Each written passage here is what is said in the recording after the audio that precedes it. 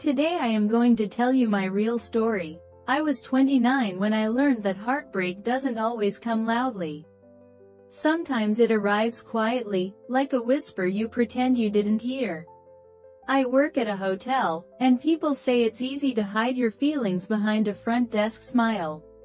Maybe that's true, but there are some pains you can't hide, no matter how often you say, "Good evening, welcome." This story isn't about a guest. It's about someone I loved so deeply that even now, saying his name in my mind hurts. We were together for almost 4 years. We weren't perfect, but we were comfortable. The kind of comfortable that makes you think love is safe. The kind of comfortable that makes you believe heartbreak happens to other people, not you. But life loves proving us wrong.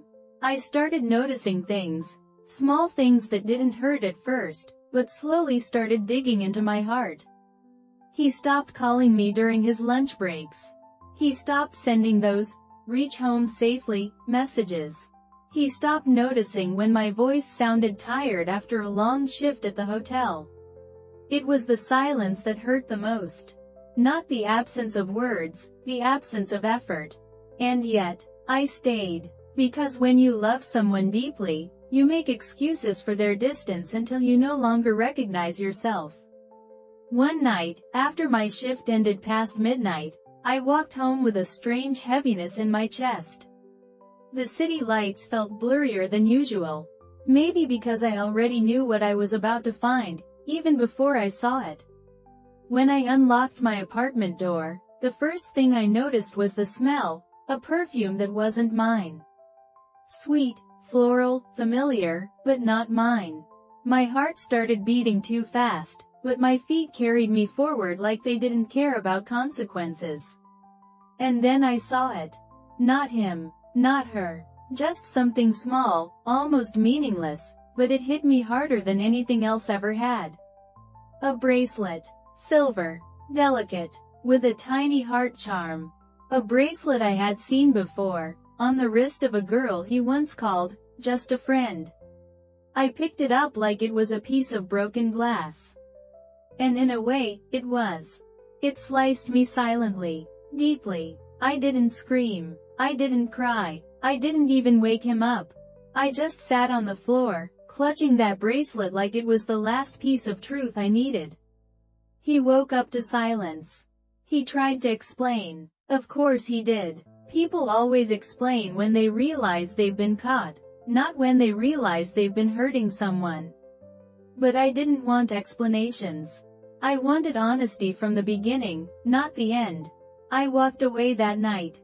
No drama, no shouting, no, "How could you?" or "Why did you?" Just quiet steps from a woman whose heart had finally had enough. People think the worst part of heartbreak is losing the person you love. It's not. The worst part is realizing how long you were loving someone after they stopped loving you. For weeks, I carried that bracelet with me. Not because I missed him, but because I needed a reminder. A reminder that ignoring the red flags doesn't make them disappear. A reminder that loving someone doesn't mean losing yourself. A reminder that when someone makes you feel unchosen, you must choose yourself. One night, during another late hotel shift, I finally threw the bracelet away. And for the first time in months, I felt something I hadn't felt in a long time: peace. Not happiness. Not closure. Just peace. And sometimes, peace is enough to start healing. I'm 29. I work in a hotel. I'm single again. But I am no longer broken.